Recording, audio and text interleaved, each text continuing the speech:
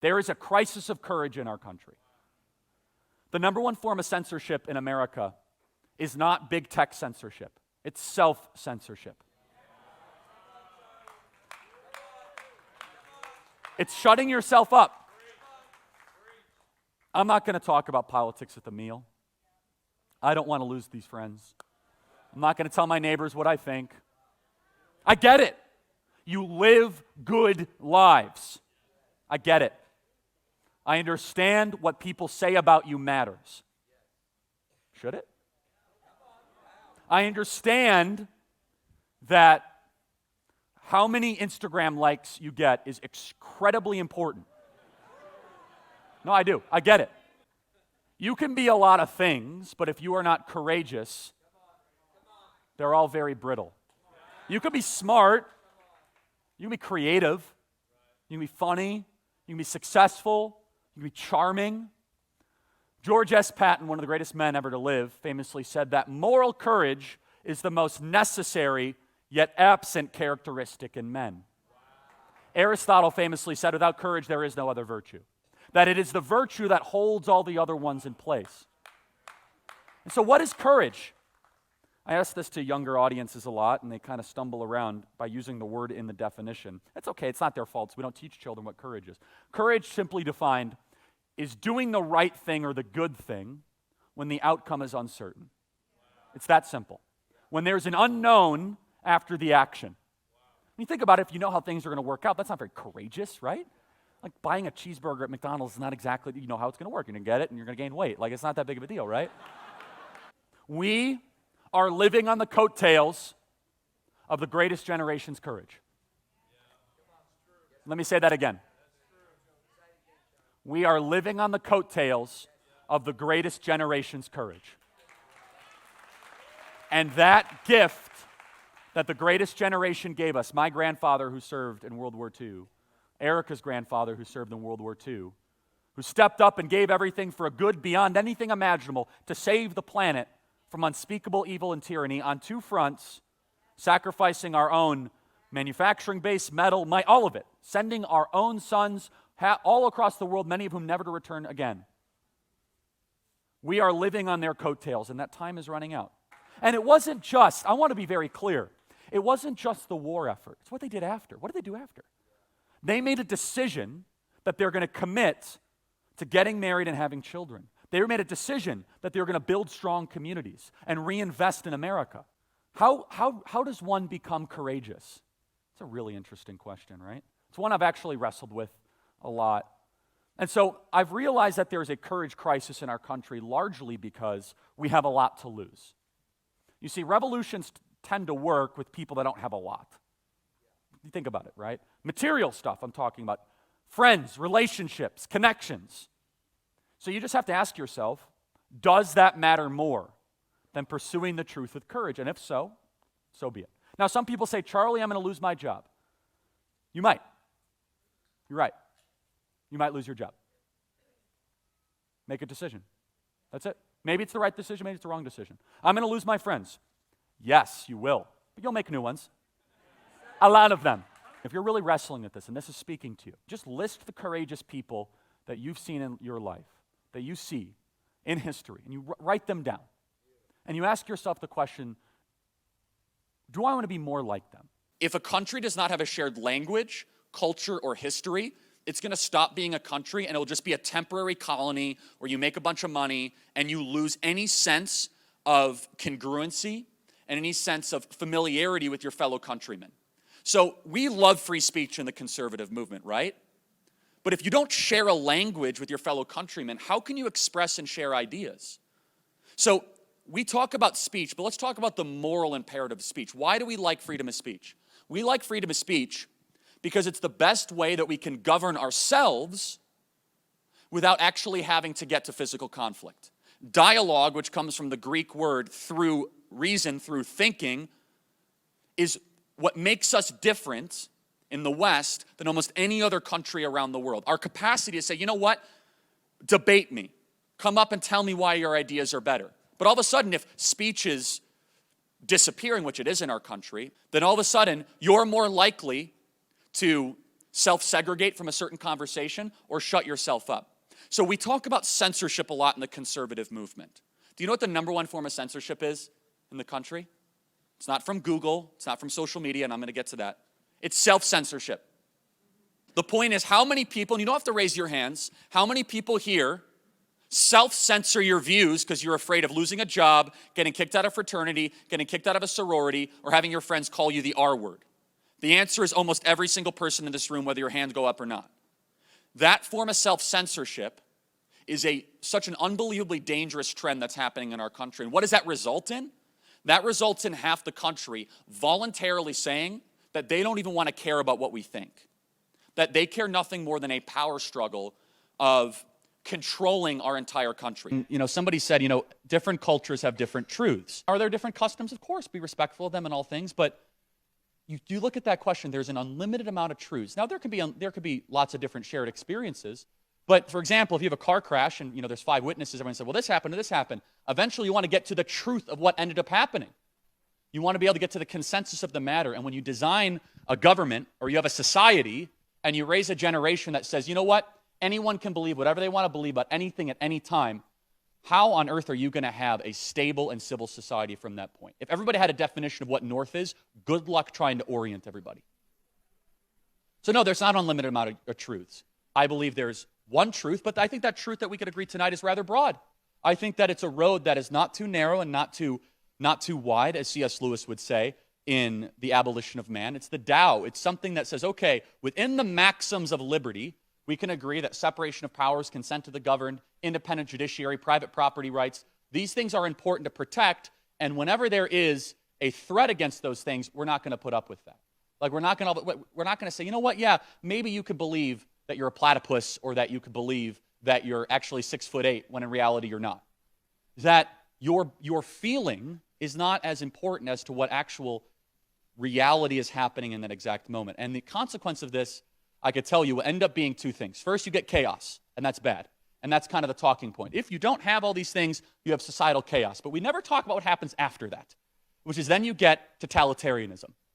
You see, as soon as you confuse everybody, there is no truth, you have your own truth, and you have all these different kind of bickering tribes, eventually people are going to want order. And that's when you get someone like Joseph Stalin that comes along. And all they care about is power, and they're good at it. And then all of a sudden you could throw out all the stuff I've talked about, consent to the governed, separation of powers. Chaos is a strategy towards totalitarianism. And not everyone who's participating in it even recognizes or realizing it. They say, oh, we're liberating groups to be able to have whatever truth they want to have under any circumstance. Now, you can have your own opinions, but do you notice how quickly it goes from this is my truth to all of a sudden if you don't accept your truth, you're going to be penalized? It happens very quickly. So it's not just your truth, it's that I must now adopt that. And whatever that kind of fiction or whatever that might be.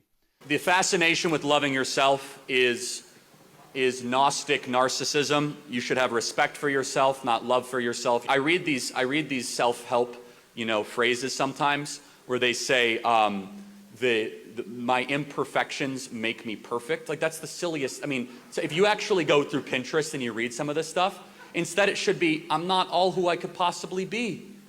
Maybe it should be a challenge to oneself, not a nonstop romantic love campaign with yourself. In fact, I think it creates more misery and more depression the more people think that they're in a romantic relationship with themselves.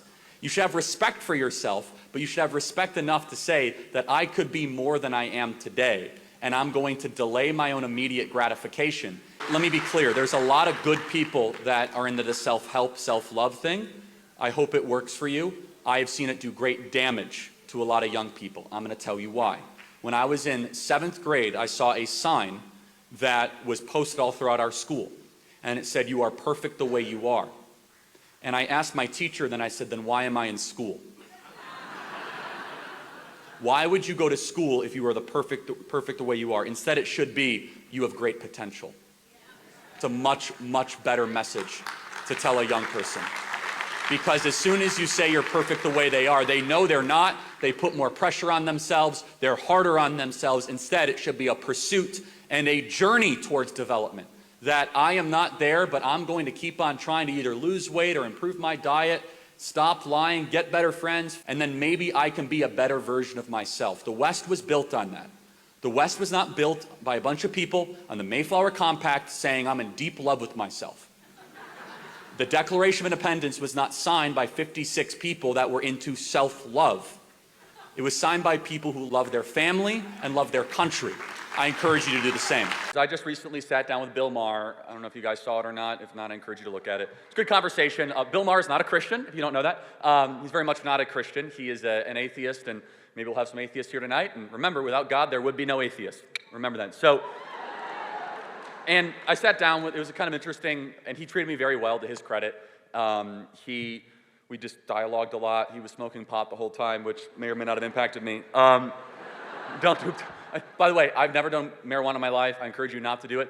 Every time, my whole life, I've talked against marijuana about how it makes you not as sharp as you could be. Totally true. By the way, 100% right.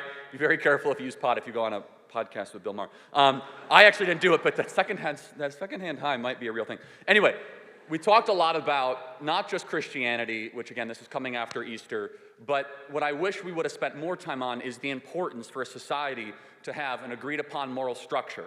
That if you do not have a religious basis, specifically a Christian one, for your society, something else is going to replace it.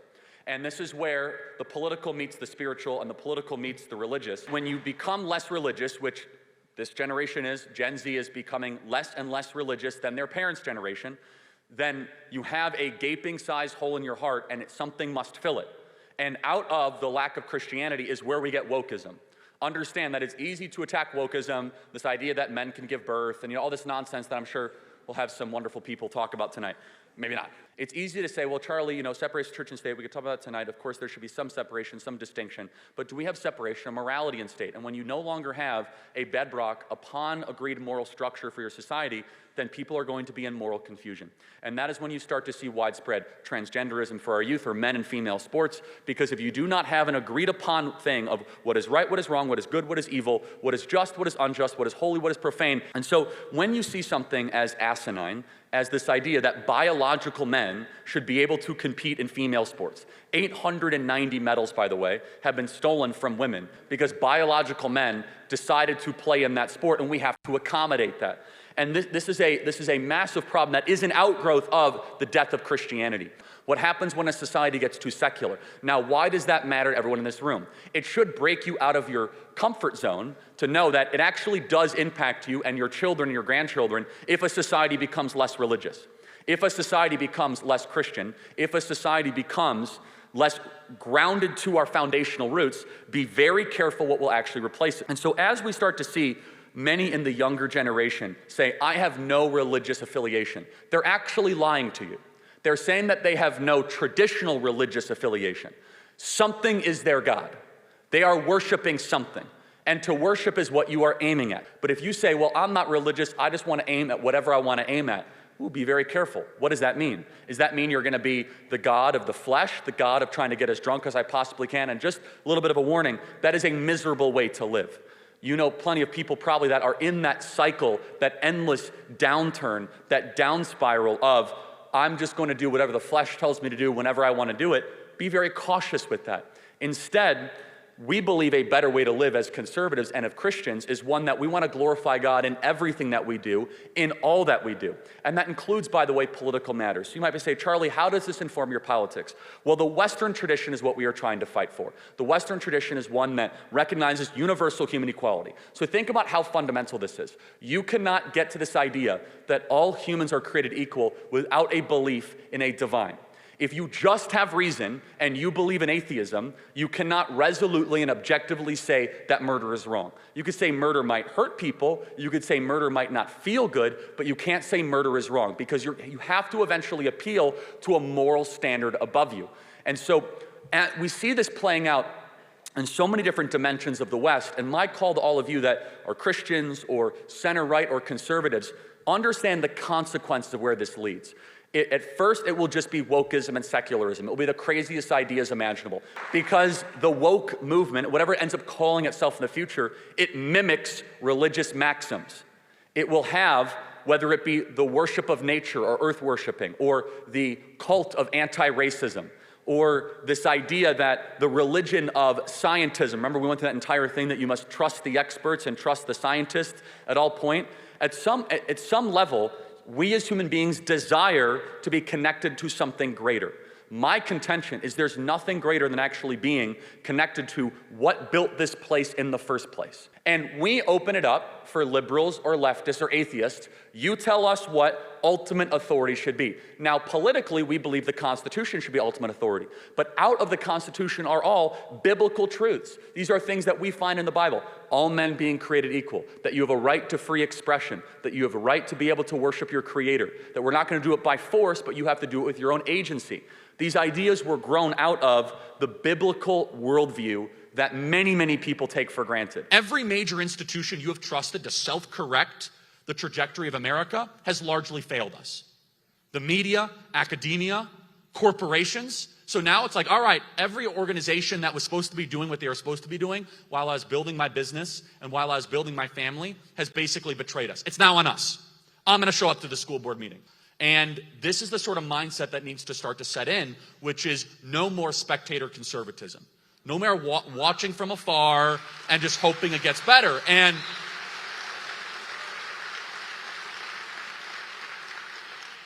I'll give you a great example of this. People say, well, Charlie, what's one way that one thing that we can improve upon? I can't stand the term cancel culture. I don't know about you. It drives me nuts. I can't stand it. But it's true. It's a real thing. But all of us participate in cancel culture, whether we know it or not, in two ways. We shut ourselves up, or we're okay when all of a sudden someone we know or someone in our circle gets canceled because of a racist text message that gets resurrected, and we all sit idly by because we don't want the sword of Damocles to be dropped on us. Let's start with the first thing. Every single person needs to be the same person in public that they are in private, starting tonight. Every single person here tonight can no longer shut themselves up because of the tyranny, the mockery, the threats, or the ridicule that might come your way because you might get discovered to be a conservative. We need to say, you know what? You might fire me. You might no longer be my friend. I don't care. This is what I believe. It's that simple. I don't care. And we allow our decency to turn into apathy and silence. We don't want to be, disorderly. We don't want to offend people. Well, I could tell you right now that the tyranny of self-censorship is a much bigger threat than even the censorship of tech companies and other people shutting us up. The threat of people shutting themselves, like, I'm going to shut up me, big problem. And it's happening a lot.